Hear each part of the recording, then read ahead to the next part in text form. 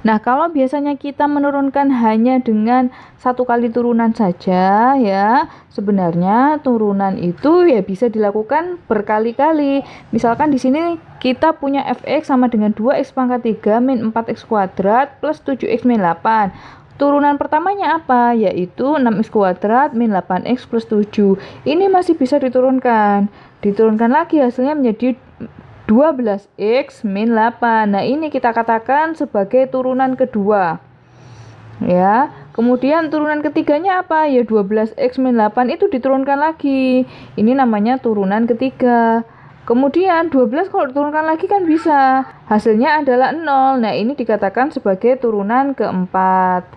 Nah, untuk notasinya sendiri ya, untuk turunan pertama kita menuliskannya biasanya f aksen atau y aksen atau dx y dengan notasi Leibniz-nya itu yaitu dy per dx. Kemudian kalau yang kedua f double aksen x ya, atau notasi y-nya y double aksen. Kemudian yang denotation-nya itu dx, 2-nya ada di sini penandanya. dx 2y, kalau Leibniz notation-nya itu d 2y, yang di bawah 2-nya itu ikut yang x. Jadi ini turunan keduanya y terhadap x. Tetap ya, tapi yang kedua gitu. Yang ketiga sama f, aksennya ada 3. Y-nya aksennya juga ada 3. Kalau yang ini ngikut ya, ditaruh di atas 3-nya. Nah, yang ini turunan ketiga dari y terhadap x 3 kali gitu ya. Dan seterusnya. Nah, sekarang saya akan jelaskan tentang kecepatan, velocity, dan acceleration. Ini adalah percepatan.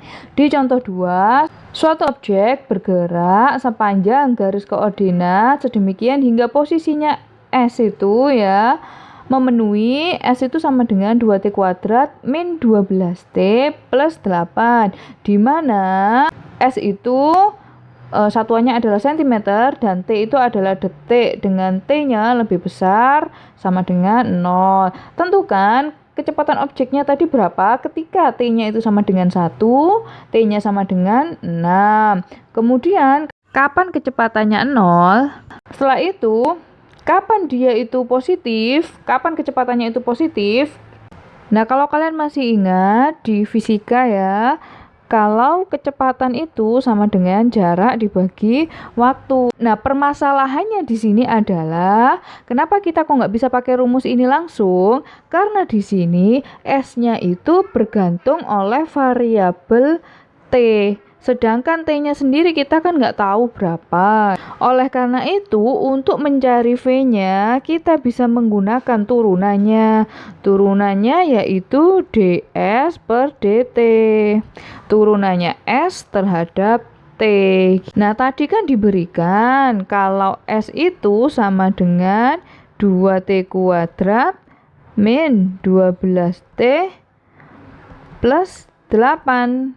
Nih ya, berarti ds per dt berapa? Turunannya S terhadap T, 4T min 12. Inilah hasil VT-nya, fungsi V terhadap T. Jadi kalau ditanyakan waktu T-nya 1, berapa kecepatannya? Ya tinggal dimasukkan V1.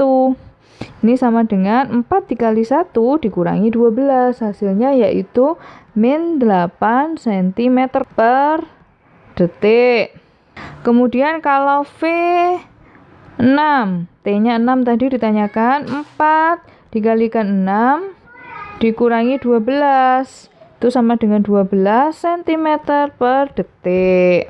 Nah, kemudian pertanyaan selanjutnya, kapan kecepatannya itu 0? Ya berarti tinggal kalian cari. VT sama dengan 0. VT tadi rumusnya adalah 4T min 12, itu sama dengan 0. 4T sama dengan 12. T-nya berarti sama dengan 3. 12 dibagi 4 ya. Berarti kecepatan objek itu akan 0 ketika T-nya itu mencapai 3 detik. Nah, pertanyaan selanjutnya, kapan V-nya itu positif? Kapan kecepatannya itu positif? Ya, hampir sama. VT itu akan lebih besar dari 0 kalau 4 4T min 12 itu juga lebih besar dari 0.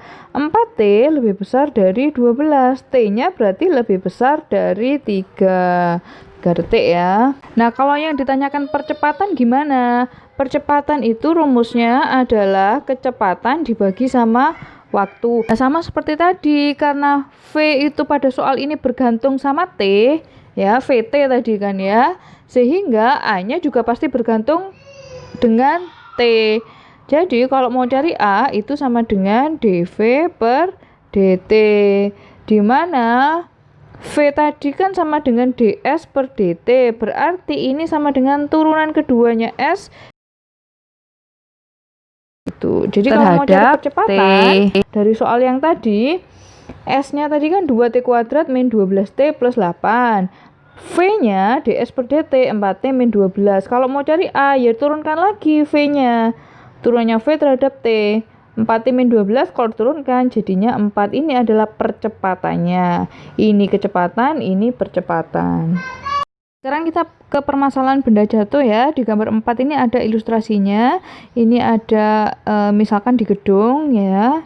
Tingginya yaitu S0 di sini tulisannya. Setelah itu dari atap gedung ini ada benda dilempar ke atas, kemudian jatuh ke bawah seperti ini ya. Nah, kalau suatu objek, ini soalnya, kalau suatu objek dilempar ke atas ya, kemudian dia ke bawah dari suatu tinggi awal S0, ini tinggi gedungnya ya, dengan kecepatan awal itu V0 dan S itu didefinisikan sebagai tinggi dari atas tanah. Ini S-nya ya. Dirumuskan dengan S sama dengan min 16T kuadrat plus V0T, inisial kecepatannya tadi berapa? Kecepatan awal plus S0 ini adalah tinggi awalnya berapa? Di contoh 4, kalau tinggi dari bangunannya itu 160, berarti S0-nya ini 160 dengan kecepatan awalnya itu 64, diketahui V0-nya itu 64 ya. Pertanyaannya, kapan objek itu mencapai tinggi maksimum? Itu yang A. Yang B, berapa tinggi maksimumnya? Yang C, kapan dia itu mencapai tanah ya? Yang D, berapa kecepatannya saat dia mencapai tanah, kemudian berapa percepatannya pada saat T sama dengan 2. Nah, berarti dari rumus ini tadi kita masukkan dulu ya. S itu berarti sama dengan min 16T kuadrat plus V0-nya diketahui tadi 64. 64T plus S0-nya yaitu 160. Ya, ini rumus yang kita punya, rumus S-nya. Ini dari S sama dengan min 16T kuadrat plus 64T plus 160.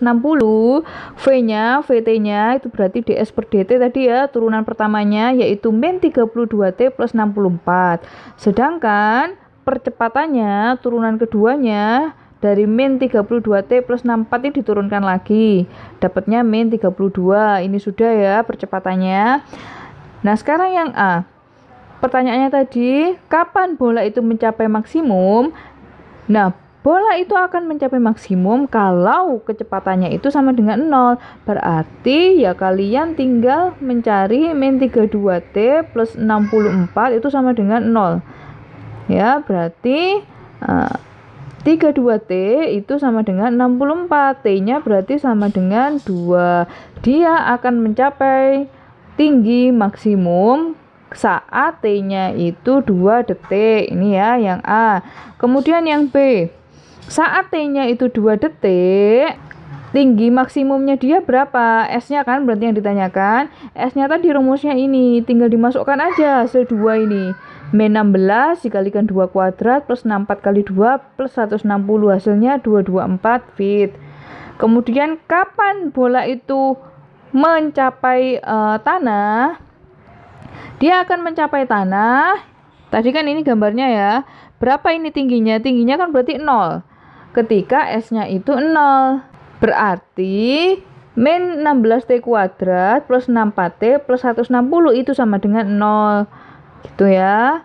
Nah, ini kalian kerjakan dengan menggunakan persamaan kuadrat. Di sini menggunakan rumus kuadrat ya, didapat T-nya itu sama dengan 5,74 detik. Itu. Sekarang yang D. Ketika T-nya itu 5,74 detik, berapa kecepatannya? V-nya tadi dapatnya kan min 32T plus 64 ya. Berarti ketika T sama dengan sekian ini, tinggal dimasukkan ke rumusnya ini. Min 32, T-nya 2 plus akar 14 ditambah 64 gitu ya.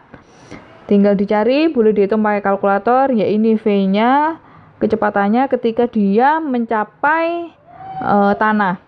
Kemudian kalau akselerasinya berapa, percepatannya berapa? Karena tadi hasil percepatannya itu min 32 dan ini adalah konstanta, berapapun waktunya percepatannya akan selalu min 32. Nih.